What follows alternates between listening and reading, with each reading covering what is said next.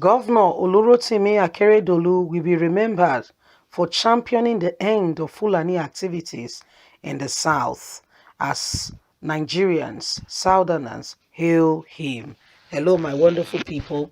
Governor Olurotimi Akeredolu is the Southern Governor's spokesman, and people are very happy and pleased with the way in which he has handled most of the things, yeah, that have come up with regards to, the Fulani headsmen. Truth be told, he's in the same party with President Muhammadu Buhari, and some will expect him to be quiet and pretend because they're in the same party and watch people die needlessly. But guess what he has done?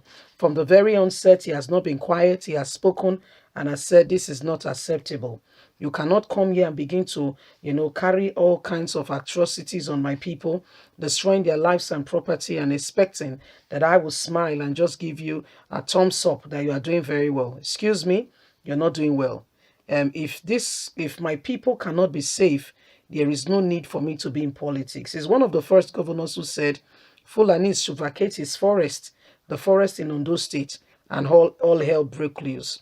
Anyway, Governor Olurotimi, as Nigerians celebrate him, says, well, you will not be forgotten in a hurry for what you have done, championing the cause of Fulani herdsmen leaving the South, giving back the people peace is a good way to start.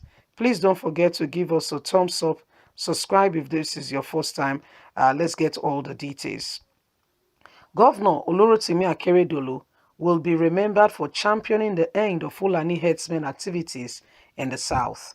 Many people have died because of the deadly Fulani herdsmen attack on farmers and Nigerians.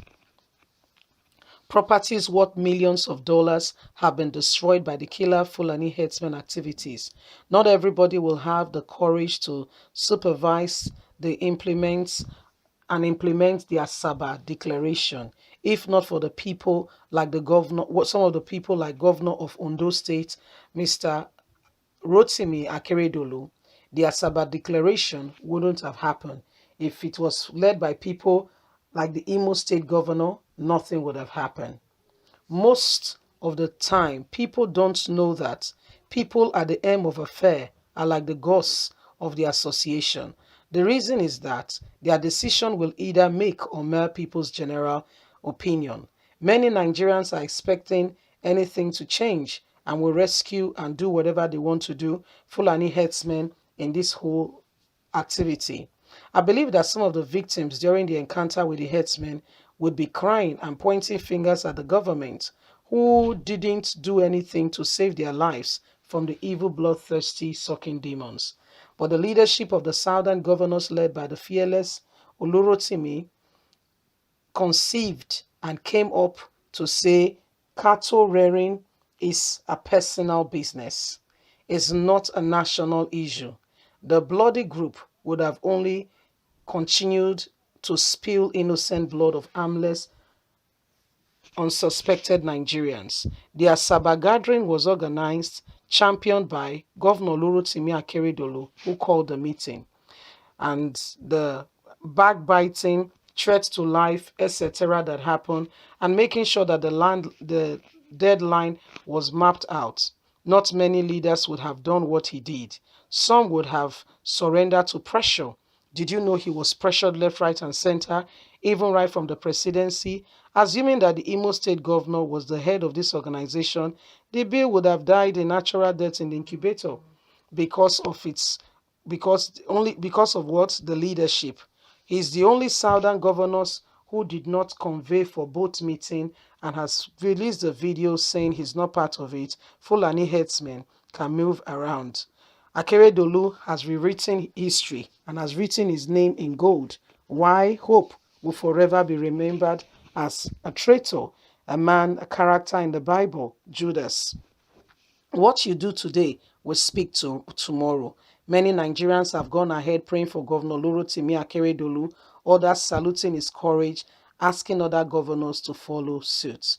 So, my wonderful people, this is what is going on. Governor Olorotimi Akeredolu, well celebrated for the tenacity, the show of strength, and how the courage. Yeah, that's the most important thing. The show of courage and how he was able to stand for his people despite, in spite of the oppression and the words that went on. This man stood through the face of it all. He was there. He stood up and did not allow words to intimidate him. What are we talking about today? Governor Olorotimi Akeredolu has led as a true leader and as an example. He has shown to the people that there can be a leader irrespective of what side of the divide you stand. You can have a voice and you can speak for the people. This is what Akeredolu has done, and the people are quite happy. People of the southern region, he was, very pleased with him. He's the person who called, the meeting, ensured that deadline was fixed. And guess what? Both meetings, while Akeredolu is being loud and celebrated, other people are not very happy with the governor of Imo State, who neither showed up in any of both meetings, and does not believe in whatever the governors of the southern region believes in. You see, and Nigerians are just watching in disbelief.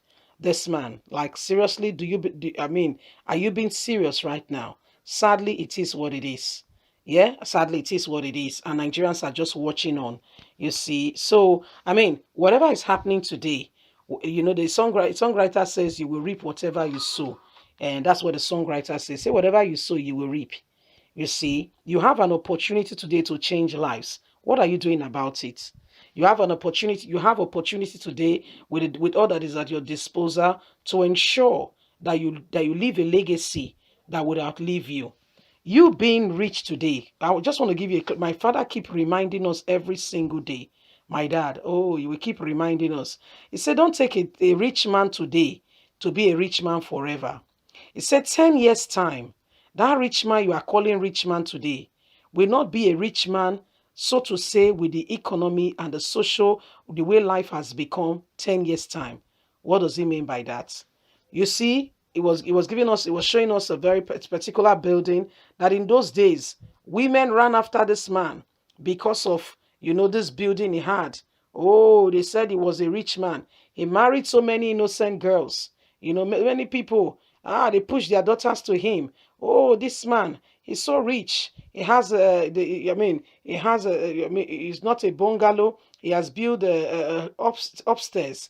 So there is upstairs. And guess what? 10 years time, when you see the modern building that was coming up by small boys like Nigerians will say, it was nothing to write home about. So what are we